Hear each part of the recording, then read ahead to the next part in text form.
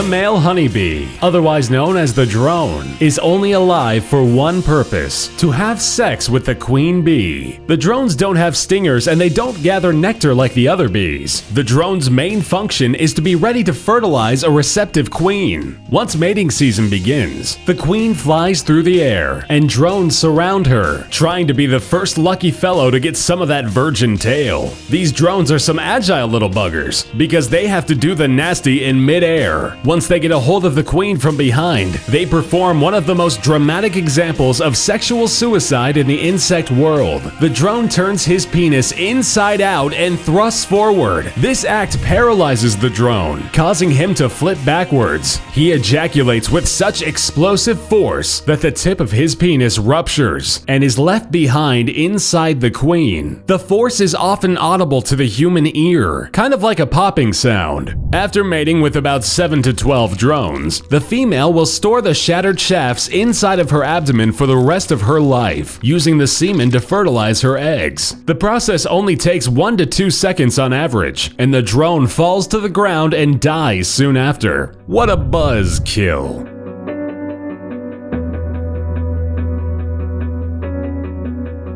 The gnarly tooth lure bobbing deep sea angler fish is probably one of the ugliest creatures on the planet, but that doesn't matter to the males of the species. They love them for what's on the inside, literally. When it's time to find a mate, the males follow a pheromone released by the female. She will often aid their search further by flashing her bioluminescent lure. Once he finds her, he bites into her belly and latches on until his body fuses with hers. Their skin and blood vessels join together, allowing the male to extract the nutrients he needs. And you thought your boyfriend was clingy. The male essentially becomes a parasite of the female and injects his sperm into her through a process called parabiotic reproduction, with his mouth firmly clamped into the side of the female. Who needs to swim, hunt, or even see? Not this guy. So his eyes, fins, and some internal organs start to degenerate and slowly wither away over time. Eventually, he becomes a lump of flesh hanging from the female, providing sperm whenever she's ready to spawn. If you think about it, the male angler fish provides the female with her own personal nutsack.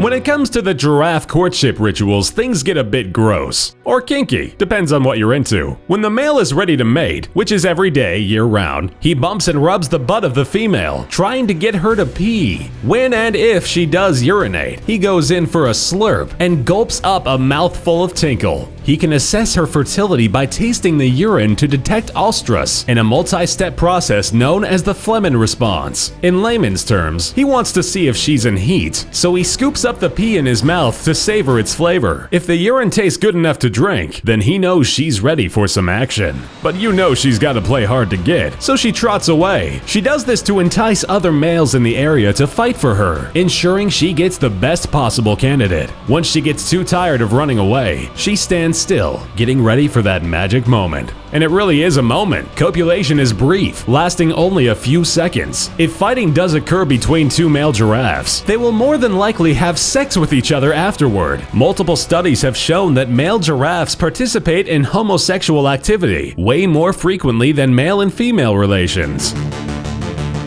All whiptail lizards are lesbian clones. Let me explain. All members of this species, known as the New Mexico whiptail, are in fact female. They have the ability to lay eggs that hatch and grow into healthy lizards without needing to be fertilized by a male. The offspring are exact and complete genetic duplicates of the mothers. Basically, they're cloning themselves. They also take turns role-playing. By that, I mean they pretend to hump each other. One lizard gets behind the other and simulates a rocking motion, and this causes the lizard acting as the female to ovulate and lay her eggs. Then a few weeks later, the two lizards switch roles and repeat this process so that the second female will be able to ovulate and lay her eggs. Reproduction occurs through parthenogenesis, which in Greek means virgin birth. These strong, independent lizards don't need no man. Have you ever wondered how porcupines get it on? Well, other than trying to avoid all those sharp quills, the process leading up to copulation is very bizarre. They engage in a little bit of foreplay. If the female gets enough Eskimo kisses, she's ready for the next step. The male only has a small window to make an impression, because female North American porcupines are only fertile once a year, for a period of 8 to 12 hours. As a matter of fact, they are so sexually inactive that the vagina is usually closed with a membrane. So the male jumps into action by peeing all over her body. Sometimes he'll climb up to a low branch and urinate on her from above, a literal golden shower. If she doesn't like his torrential downpour of piss, she will shake it off and move on to the next mate. If the stream is strong enough, she will let it drench her entire body. Then she will present her soft underbelly by curving her tail over her back so that her quills don't impale the male. If she's done but the male is still trying to get some, in rare cases she'll swipe her tail and poke his little pecker with quills. That's what I call sticking it to the man.